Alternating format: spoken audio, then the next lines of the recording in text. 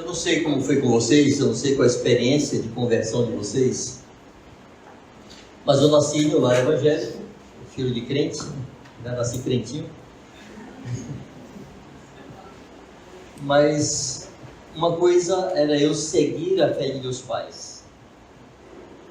Meus pais eram cristãos muito comprometidos, fiéis da Assembleia de Deus. Meu pai delegado de polícia, corda curta. E nunca tivemos muita chance de nos entregar ao pecado, de viver uma vida mundana e pecaminosa. Eu vivia aquilo que eu chamo de fé de herança, era a fé de meus pais. Ia para os encontros da igreja, escola bíblica dominical, culto evangelístico à noite, programas enquanto criança e jovem na igreja, Natal, Páscoa, etc., essas coisas todas. Saí para os cultos, o ar livre, etc. Mas eu tinha vergonha da Bíblia,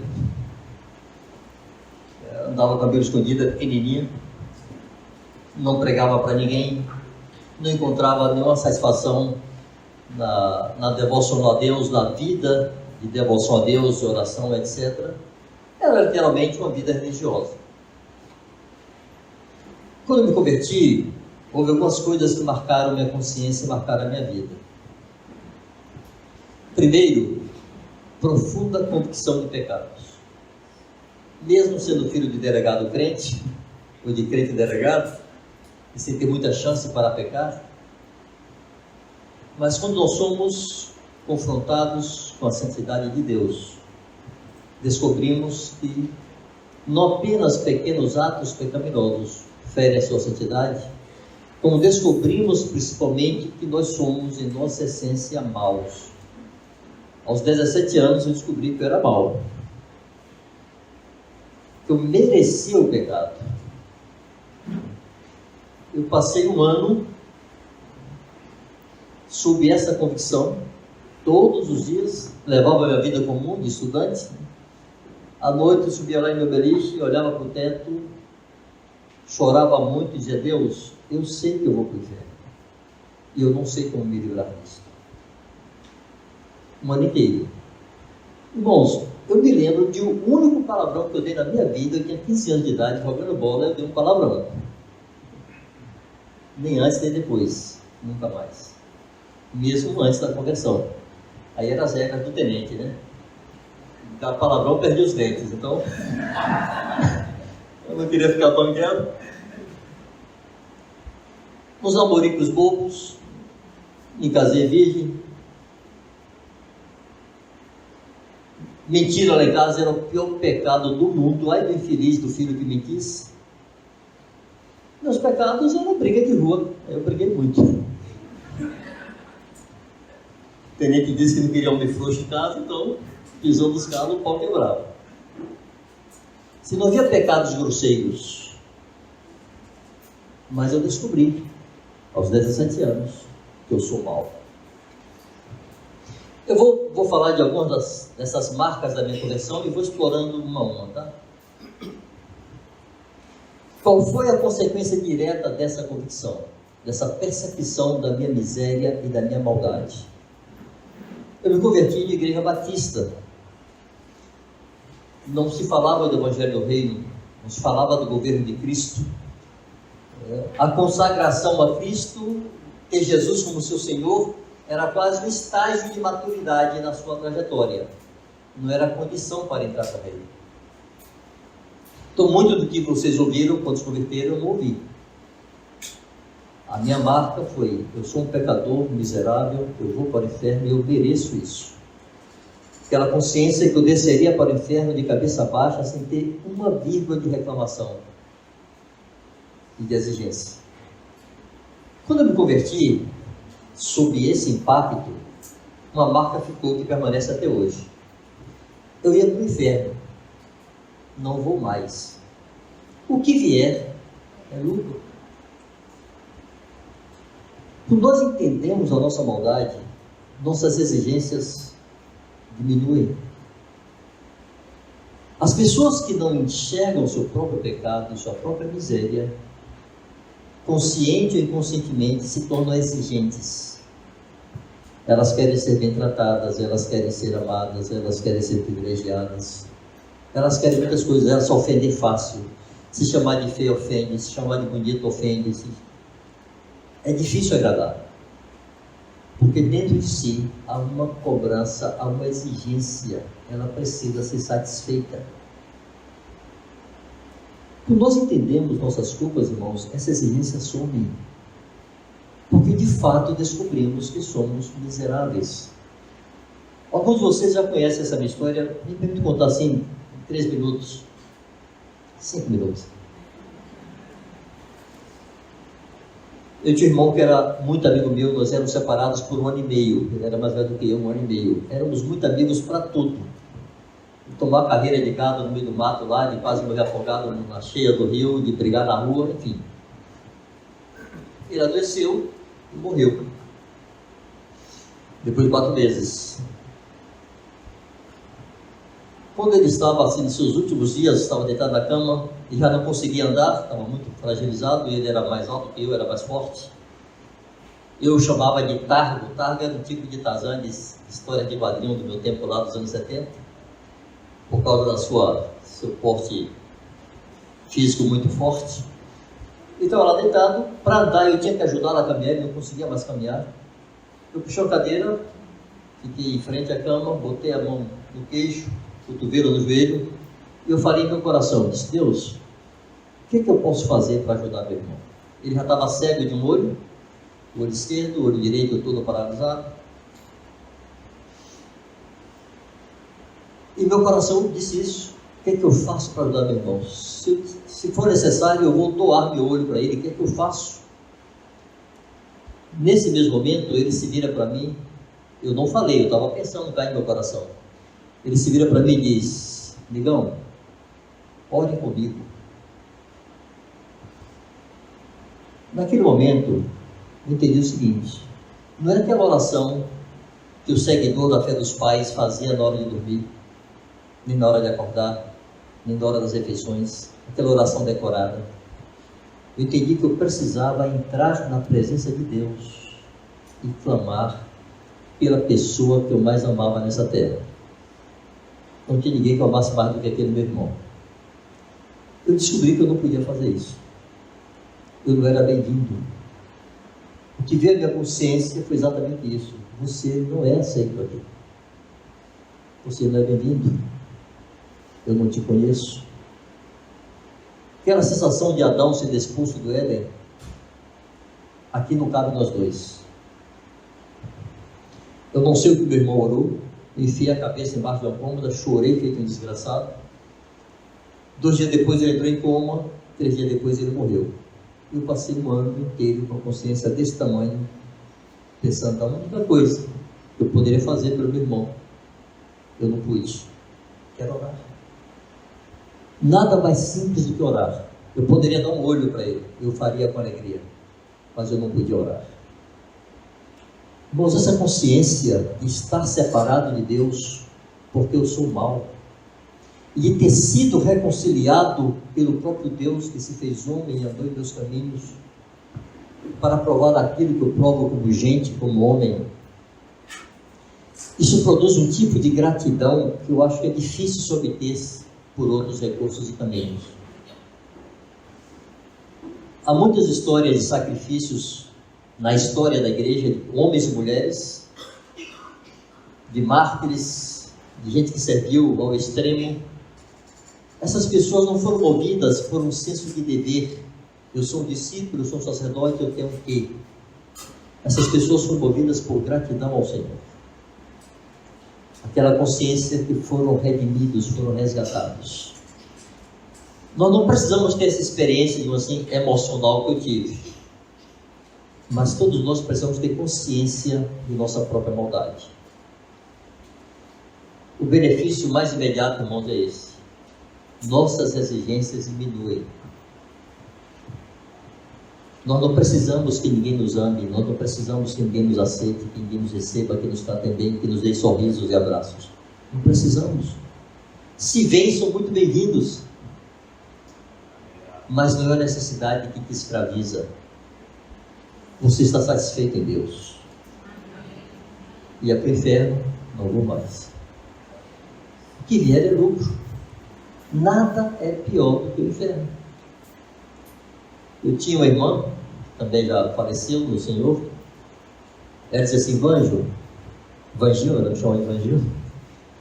Para mim, a pior coisa do inferno não será o fogo inextinguível, será a ausência de Deus. Onde não há Deus, não há misericórdia, não há bondade, não há amor, não há nada. Há ódio, inveja, raiva, ciúme, vingança. Nós temos Deus e nós podemos viver a vida que Ele colocou em nós. Essa vida plena que Jesus disse que daria para nós. Eu vim para que tenham vida e vida em abundância. Bom, uma segunda marca da minha conversão é que houve um testemunho em meu espírito. Lá em Romanos 8, Paulo fala que o Espírito de Deus testifica com o nosso espírito que nós somos filhos de Deus. Isso não é uma coisa que apenas se conhece intelectualmente, é um testemunho. De uma hora para outra, ao me converter, eu descobri que eu sou filho de Deus. Havia esse testemunho do Espírito de Deus no meu espírito. É um tipo de segurança, de confiança, de afirmação, que você não tem dúvida. Não é um convencimento lógico, não é uma coisa que você possa razoar e demonstrar e explicar. É um testemunho no seu espírito. E eu experimentei isso, eu nasci de novo, eu fui regenerado, minha consciência foi transformada. O que Pedro ensina sobre batismo, 1 Pedro 3:22, 2:23, alguém procure aí, por favor. Pedro fala assim que não é a lavagem ou a limpeza, a remoção, essa palavra que ele usa, não é a remoção da imundícia da carne, mas a indagação de uma nova consciência para com Deus. O que é? 1 Pedro 3:21. É a renovação, é uma nova consciência para com Deus. Isso aconteceu. As coisas das quais eu me envergonhava, como por exemplo, andar com a Bíblia na mão, se eu pudesse andar com a Bíblia na cabeça, essas Bíblias grandonas de biblioteca. Eu queria que o mundo inteiro soubesse que agora eu sou crente. De pregar o evangelho, de fazer vigília, de fazer jejuns. De decidir que não namoraria mais. Irmãos, entre os batistas não tem esse negócio de padrão para solteiro. Lá a turma troca de namorada como que troca de roupa. É comum. Ninguém se mete, não tem líder, nem pastor, ninguém vai perguntar. Nem os pais tomam conhecimento. Se aparece lá com a namorada na porta da sogra, e ponto. E mês que vem troca se quiser. Disciplina porque se agarrou, se beijou, não existe. Mas quando eu me converti, aos 8 anos, eu pensei, eu não posso mais ficar de namorico. Eu tenho que eleger uma moça para casar. E fui orar, e fui observar, não tinha tão pouco desses passos que incomodam tanto alguns de nós. Observação para compromisso para casamento. Eu fui observar, porque eu queria uma mulher com quem eu vivesse o resto da vida. Minha consciência foi renovada. De lá para cá já tomei ovo na cara, já tomei tapa de crente, já fui chamado de negrinho descarada por crente, já fui chamado de patife de canalha por crente, aqui entre nós, viu? Acusado de quem passou a mão no dinheiro da igreja, mil acusações já me pesaram. Antes e depois do reconhecimento como presbítero. De ser acusado de querer ser papa e botar gente para fora da igreja, de apontar a porta da rua da igreja e ter que me explicar, de sentar com os companheiros e ter que se explicar. De canalha, de soberbinho, aos berros e aos gritos com o dedo na cara. Aprendi. E se meu pai me ensinou a quando tomar na face, estar na face do outro, meu pai do céu ensinou que ao tomar de uma face, dê a outra face ao outro. Havia uma nova consciência. Os filhos de Deus precisam manter essa consciência limpa e boa, porque é a que nos orienta. A consciência é um alarme. Você andou fora da linha, ela pé. Se você insiste, ela começa a gritar mais alto, mas se você insistir muito, ela começa a baixar o tom. E se você insistir mais, ela se cala. E a sua fé naufraga. Por isso a Bíblia diz sobre preservar o mistério da fé com uma consciência limpa. Está em 1 Timóteo 2,9. Em 1 Timóteo 2,9 diz que devemos preservar a fé com uma boa consciência, porque alguns, tendo desprezado a boa consciência, vieram a naufragar na fé. A nossa consciência foi renovada, a tua consciência foi renovada quando você se converteu. Mantenha ativada. E nós conseguimos isso por meio de uma vida dedicada ao Senhor, pela oração, pela palavra, pela comunhão com os santos e pelo andar na luz. Começou a ter dificuldades, não administra o pecado, não administra tentações. Resgatemos entre nós a boa e abençoada prática de estar na luz com nossos irmãos. Que, amados, o andar na luz não é para Deus não, porque Deus vê tudo. O andar na luz é para os homens. Deus não precisa que nós lhe confessemos os pecados no sentido de lhe dar a conhecer. O confessar pecados a Deus é no sentido de reconhecer o pecado e admitir o diante de Deus e se humilhar, pedir perdão. Mas aos nossos semelhantes que não conhecem nossos pecados, nós confessamos e damos a conhecer como estamos vivendo. Isso vai manter nossa consciência limpa, sensível. Não vai permitir que nós nos acostumemos com o pecado. Então, uma das marcas da conversão é a indagação de uma nova consciência para com Deus, fruto dessa percepção de que você agora é filho de Deus. Há um testemunho no seu espírito que você é filho de Deus. O pecado segue habitando a carne, seguiremos sendo tentados, mas agora há uma cobrança. Esse espírito que vem habitar em nós, ele tem ciúmes. Ele se entristece quando nós flertamos, assim fala? Flertamos com o pecado. O espírito se entristece. Ele tem ciúmes. Que somos a sua propriedade particular. Ele não quer repartir fundos com ninguém. Bom, que outra marca? Há um outro testemunho que o Espírito dá. Lá em Apocalipse está escrito assim: o Espírito e a noiva dizem, vem. Irmãos, eu me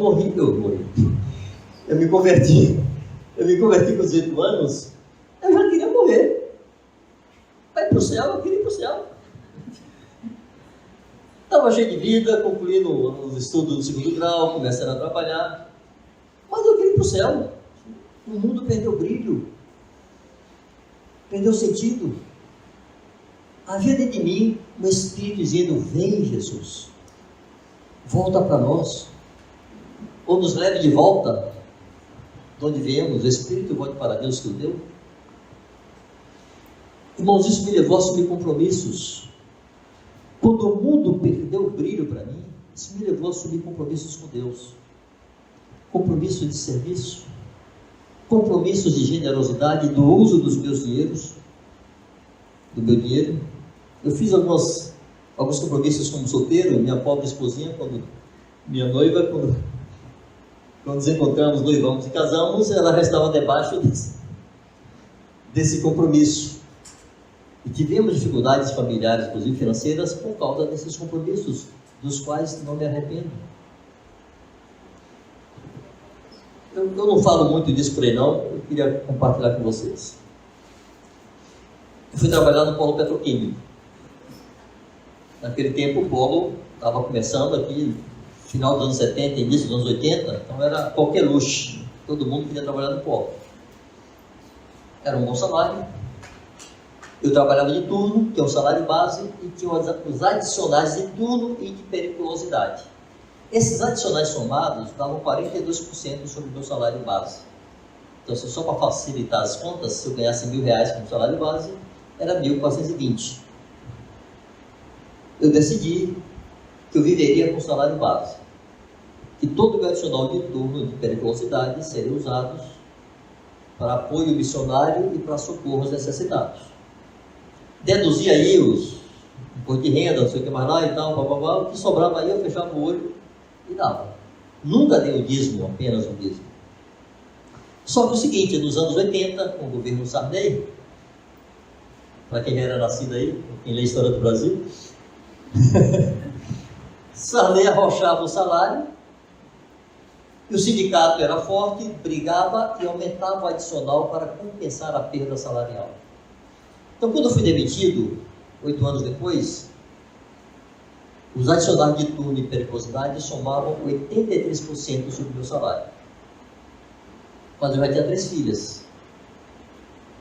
E seguia dando. Pegava o base, fechava o olho e despachava o resto. Passamos apertos, mas nunca faltou nada. Por que eu estou falando isso? Isso foi fruto de uma percepção. O mundo não tem valor. Não tem nada nesse mundo que possa me atrair.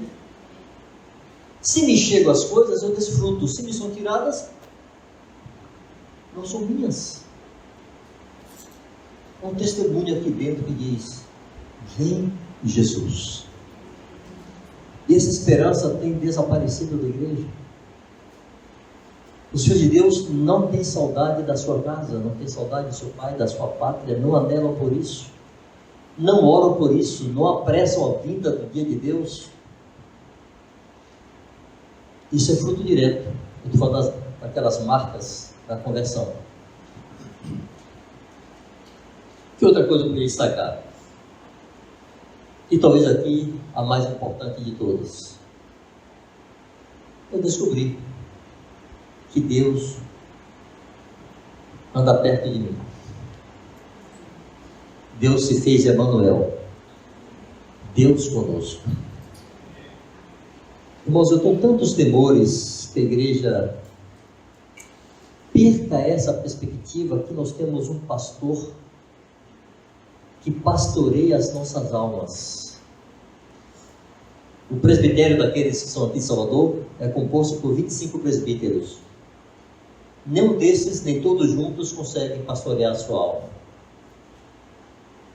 O pastoreio da alma é a exclusividade de Jesus e Ele não terceiriza isto. Ele quer que nós permitamos que Ele venha e cuide da nossa alma. Existem algumas características de Jesus assim, que o diferenciam do Pai. Eu quero destacar uma principalmente. Em Tiago 1,13 está escrito assim: ninguém ao ser tentado diga sou tentado por Deus, porque Deus a ninguém tenta e Ele mesmo não pode ser tentado pelo mal.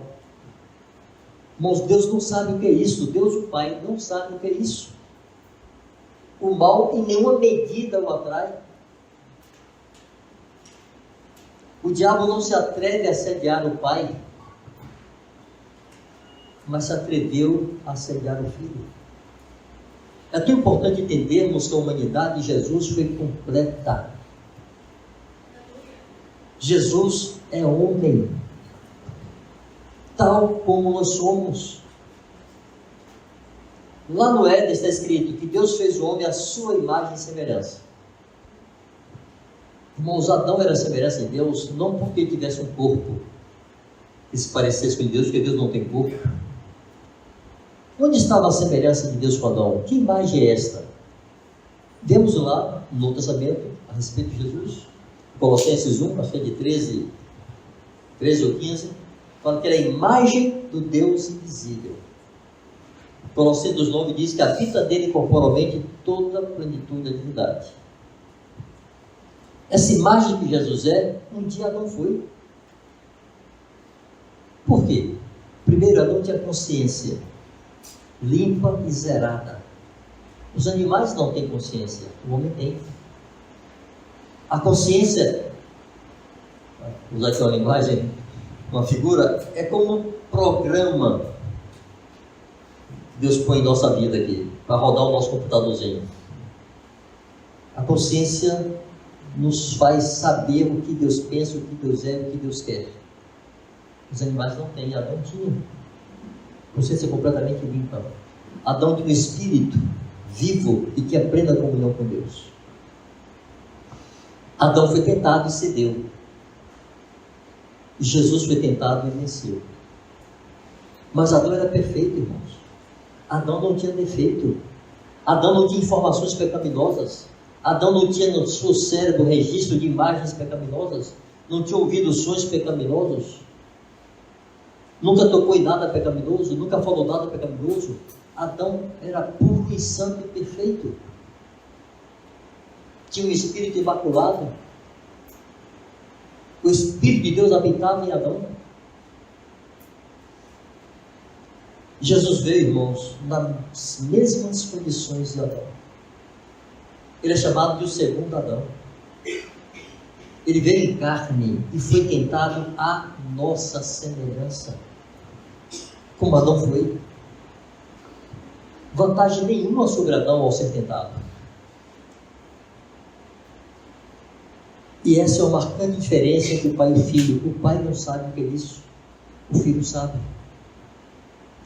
Uma das coisas que mais me consola quando eu sou tentado, mesmo quando eu tropeço de alguma forma, alguma coisa, é saber, eu tenho um advogado junto ao Pai. Está lá alguém ao lado do Pai, que é o juiz, dizendo: Pai, eu sei o que é isso aí. Tenha misericórdia. Vamos levantá-lo. Aquela parábola da árvore que não dava fruto, e o dono da vinha disse ao seu administrador: o que faz essa árvore aí? 3 anos e não produz fruto. Arranque-a, para que plante em seu lugar uma que produza fruto. Que disse o administrador? Vocês se lembram?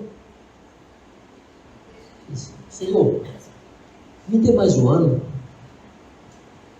me dê tempo para escavar ao redor, botar adubo, quem sabe ela não produz.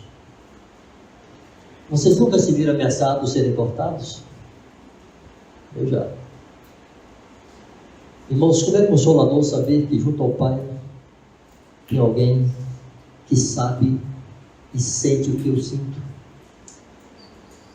que sabe o que é a proximidade do pecado, que sabe o que é o assédio do diabo, e me socorre. Não é apenas que Ele está lá intercedendo por nós. Hebreus diz que Ele vive para interceder por nós. Não é só isso. Ele está perto e nos socorre. Vamos ler alguns textos que falam sobre isso?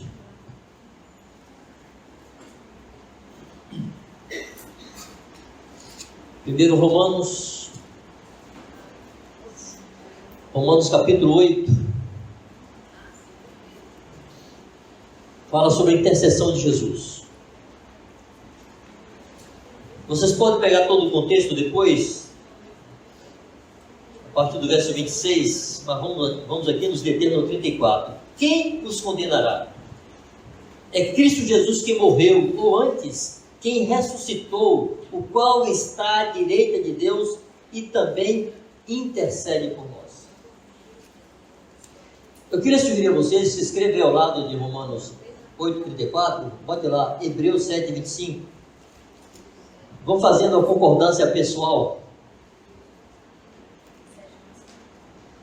Hebreus 7,25.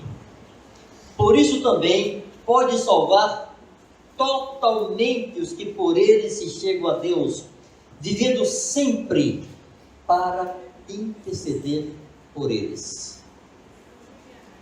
Jesus vive para interceder por nós. 1 João capítulo 2. Alguém poderia procurar pela parábola do administrador da figueira infrutífera lá? Filhinhos meus, estas coisas vos escrevo para que não pequeis. Se todavia alguém pecar, temos advogado junto ao Pai, Jesus Cristo, o justo. Ele intercede para que não tropecemos, e se tropeçarmos, Ele intercede para que sejamos absolvidos. Você se lembra daquela situação de Pedro? Pedro todo animado. Quando olhamos o contexto lá em Mateus 16, o ato anterior àquela valentia de Pedro tinha sido Jesus dizendo para ele: tu és Pedro, sobre essa pedra edificarei a minha igreja, que entrega a chave do reino dos céus, etc. Encheu a bola de Pedro, né? E se não foi carne e sangue quem te revelou, mas foi meu Pai que está nos céus. Como? Alguém achou? Mateus? Bom, ato seguinte, Jesus diz para eles, depois que Pedro testifica que Jesus é o Cristo, Filho do Deus vivo, Jesus reúne os seus discípulos e pela primeira vez ele diz: eu vou morrer, eu vou ser entregue aos pecadores, aos gentios, assim.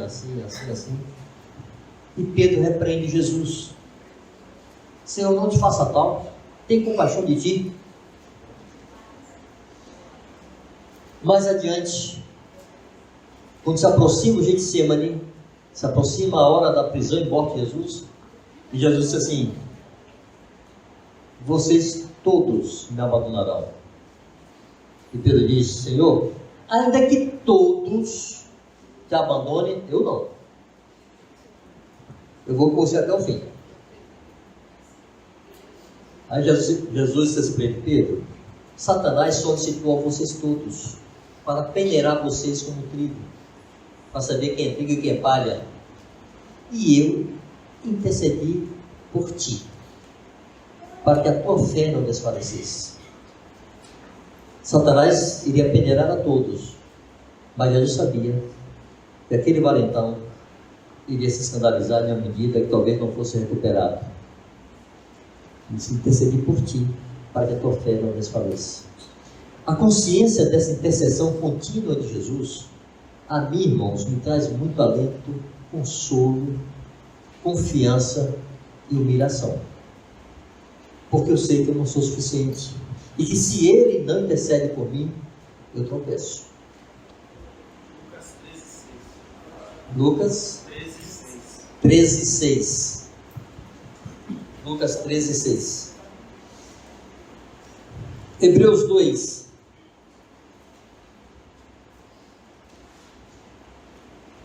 Verso 17 e 18.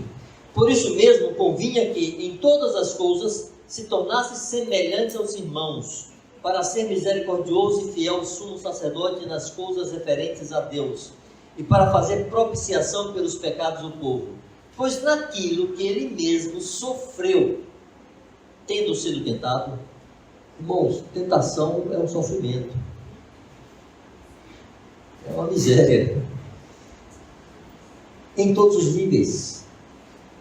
Jesus sofreu essa luta que você enfrenta, que eu enfrento, que nós enfrentamos quando somos tentados em qualquer área, seja nas coisas corriqueiras de casa, as tentações de irritação, de ira, de raiva, de vingança, de inveja, de ciúme, de impureza, de maledicência, de usura. Jesus foi tentado como homem. Naquilo que ele mesmo sofreu tendo sido tentado, é poderoso para socorrer os que são tentados.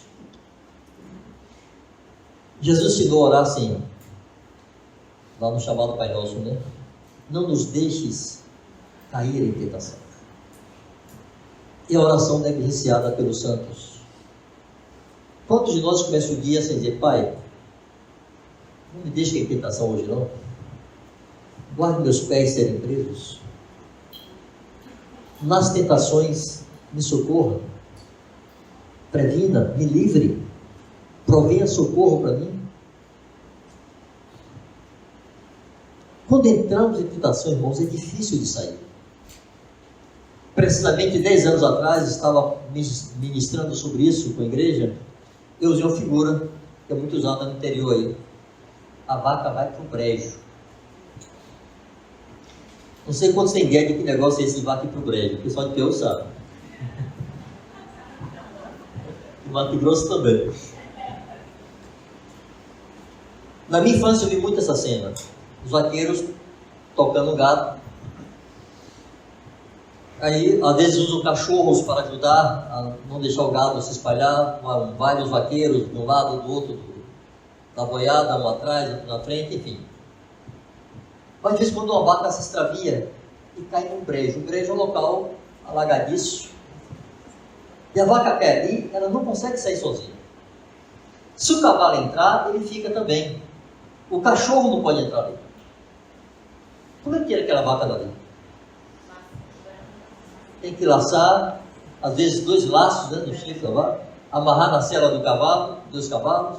Às vezes o vaqueiro tem que entrar para empurrar a vaca. É uma trabalheira infeliz tirar a vaca daquilo ali. Irmãos, quando entramos em tentação é assim. É ruim de sair. Um dos recursos principais que Deus tem para darmos essa santidade é não permitir entrar em tentação. Lá em Getsemane, Jesus disse aos discípulos: vigiai e orai para quê? Não entrardes em tentação. Se a luta para evitar é grande, irmãos, a luta para sair é muito maior. Pensa assim: eu vou me deixar tentar, mas eu não vou consumar isto. Não é melhor prevenir? E não se deixar entrar em tentação, cortar os gatilhos, evitar os gatilhos que dispara aquele processo que você tem dificuldade de voltar? Nós devemos orar sim, tendo essa consciência. Meu Senhor foi tentado, Ele intercede por mim, mas Ele me exorta, porque Ele sabe o risco que é. Não entre em tentação. Fuja, se esquive, se distancie de toda e qualquer situação que possa te produzir tentações, em qualquer área. Hebreus 4.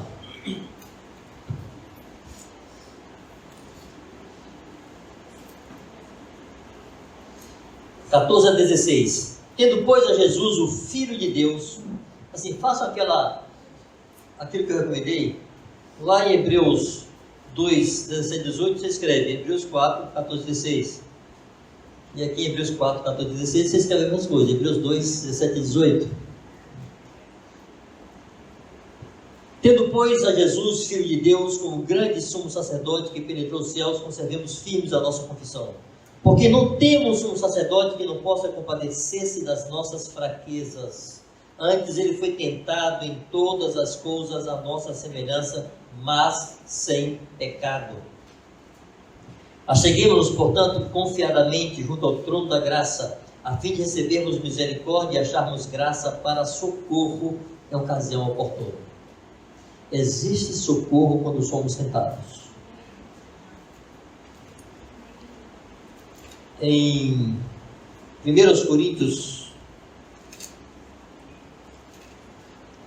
capítulo 10, verso 13: não vos sobreveio tentação que não fosse humana, mas Deus é fiel e não permitirá que sejais tentados além das vossas forças. Irmãos, aqui é um compromisso de Deus. Deus é fiel, Ele não permite. Quando você acha que a tentação é grande demais, sabe qual é o recurso que eu uso? Deus está apostando em mim. Ele sabe que essa eu posso encarar, por isso Ele está permitindo. Porque Ele se compromete em não permitir que sejamos tentados além das nossas forças. Não existe tentação sobrenatural, angelical, é humana. E é dentro de nossas forças. E nós podemos resisti-la. Pelo contrário, juntamente com a tentação vos proverá livramento de sorte que a possais suportar. Faça agora um pequeno exercício. Se lembre das últimas tentações, qualquer área. E se lembre das opções que surgiram para você escapar. E você não escapou. Deus provê escape. Deus providencia recursos para você cair fora, evitar, fugir, se distanciar, dizer não. Mas se você ignora esse escape, você entra em tentação.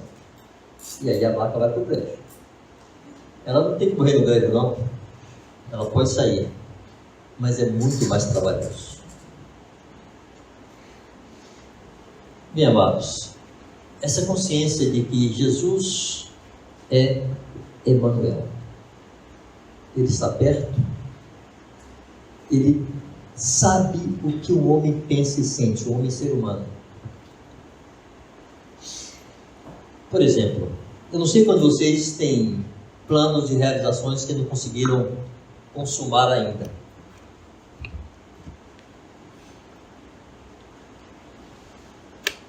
Quando vocês acham que Jesus começou a pensar em querer e exercer seu ministério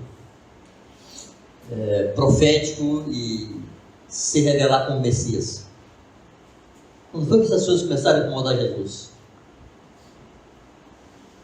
Ele começou com 30 anos.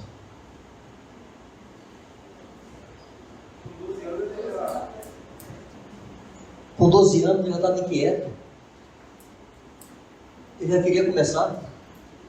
De tal ponto que deu um zigue lá em Maria e José e ficou em Jerusalém, lá no templo, conversando com os mestres e doutores. 3 dias depois, José e Maria encontraram ele e lhe deram um sabão, né? Você está fazendo o que aqui? Você não sabe que eu tenho que cuidar das coisas do meu pai? Irmãos, dos 12 aos 30, quantas adúlteras vocês acham que Jesus soube que foram apedrejadas e ele não pôde livrá-las? Quantos endemoniados cruzaram o seu caminho e ele não pôde socorrê-los? Quantos mendigos bateram a porta lá da sua carpintaria e ele se limitou a dar comida? Quantos aleijados, cegos, surdos, mudos? Quantas viúvas perderam seus filhos e Jesus não pôde ressuscitá-los? E você acha que ele não queria? Bom, Jesus ficou 30 anos ali aprendendo a ser gente, aprendendo a obedecer. Jesus teve que aprender a obedecer não porque ele é rebelde, fosse rebelde. Ele é Deus, é Senhor, é soberano, é Criador. Nunca teve ninguém sobre ele, nunca teve que prestar contas a ninguém. O Deus triuno é soberano sobre tudo. Ele compunha essa triunidade, mas agora era gente, e tinha que pensar como gente, e se mover como gente, e ter necessidade de gente, e ter tentações de gente. Isso me traz tanto consolo, e ao mesmo tempo uma sensação de dívida. Eu estou convertido há 44 anos, irmãos, são 44 anos, com aquela sensação que eu estou no SPC. Não vou pagar nunca essa dívida. Esse é o motor que eu espero me mover até o fim dos meus dias. Eu preciso servir ao meu Senhor, por amá-lo.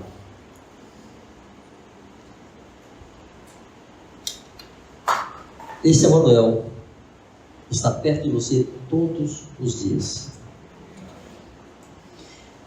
Deus quer nos exercitar em uma coisa: separar alma e espírito de maneira que os nossos sentimentos e emoções não interfiram em nossas convicções e não interfiram em nossas escolhas. Quando eu me converti e fui batizado com o Espírito Santo,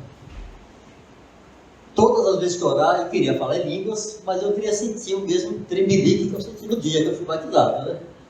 Então, se não desse aquela tremedeira e me arrepiasse todo, eu achava que estava sendo carnal, que eu estava inventando aquela língua. Isso foi me oprimindo de tal maneira que eu deixei de falar em língua por anos. Porque eu queria experimentar as mesmas sensações que eu experimentei quando eu nasci de novo.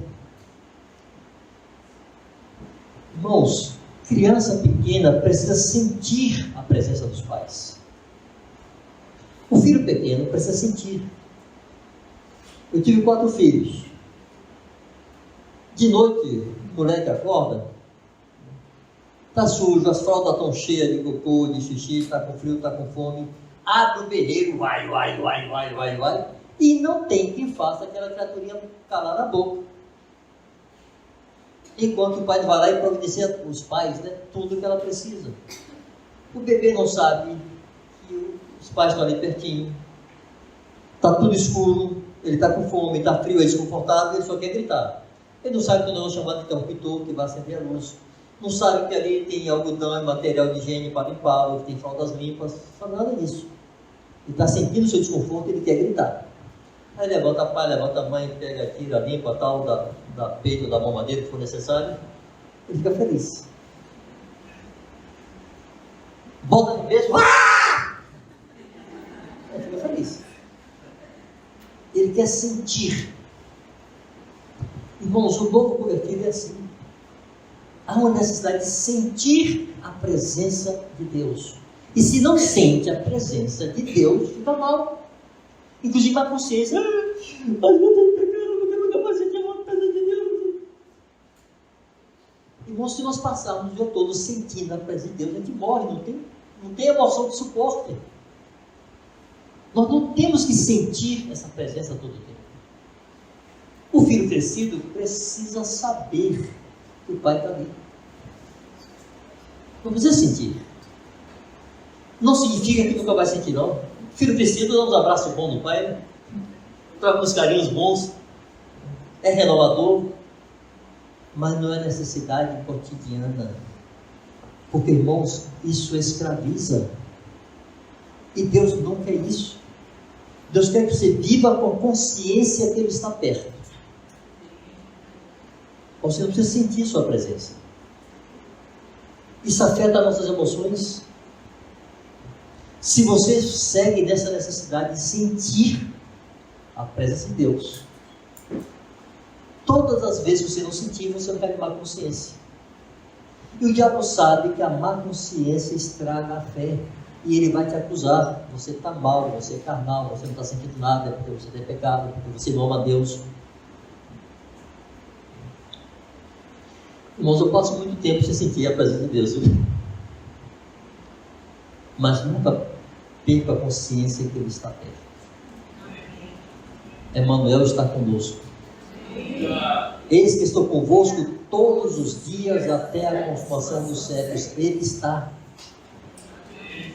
Eu não preciso sentir um cafuné para saber que Deus está contando os fios todos de cabelos da minha cabeça. Mas Ele diz que conta. Os caras aqui nem menos trabalho, né? Eu não preciso experimentar isto. Eu sei isto. Há um salmo que Davi diz assim: o Senhor contou meus passos quando eu sofri perseguições. Recolheu minhas lágrimas no seu odre e as inscreveu no seu livro. Irmãos, isso não é uma coisa que se sente, isso é uma coisa que se sabe. Eu sei, quando sou perseguido, seja por incrédulo, seja por irmão persegue também, viu? Irmão não é brincadeira, não. Quando eu sofro qualquer nível de perseguição ou de injustiça, eu estou inquieto, preocupado. Aqueles desenhos de antigamente, o tio Paquinha dando volta na sala da preocupação ali, e você começa a andar para lá e para cá, para lá e para cá. Às vezes eu viajo, sabia? Imaginando isso, assim. O Senhor está aqui contando meus passos. 1, 2, 3, 5, 10 mil. Estou chorando, está apertado, está ruim. Ele está com o outro em uma vasilhinha, contando minhas lágrimas. Ele faz as contas, 350 mil lágrimas, registra no seu livro. Aí na minha viagem, irmãos, eu vou lá para o Apocalipse e penso, ele enxugará dos seus olhos toda a lágrima. Ele sabe quantas são porque ele as registrou. Há um cuidado de Deus, irmãos, que nós não precisamos sentir. Nós só sabemos porque Ele é fiel. Deus não é homem para mentir, nem filho do homem para se arrepender. Se Ele diz que o faz, Ele faz, quer eu sinta, quer eu não sinta. O filho crescido gosta e pode e deve sentir a presença do Pai. Mas, sobretudo, ele deve saber da presença desse Pai. Sabe por quê, irmãos? Nós vamos crescendo e vamos nos identificando com a mente do nosso Pai. E nós vamos nos tornando cooperadores de nosso Pai. E nós precisamos conhecer o que Ele pensa, saber o que Ele quer. E se eu só quero desfrutar da sua presença, eu não vou somar com Ele no seu trabalho. Nós desfrutamos, mas nós trabalhamos. E muitas vezes o trabalho ao Senhor e pelo Senhor, o trabalho aos santos, traz dores, traz lágrimas, traz reações, traz ofensas.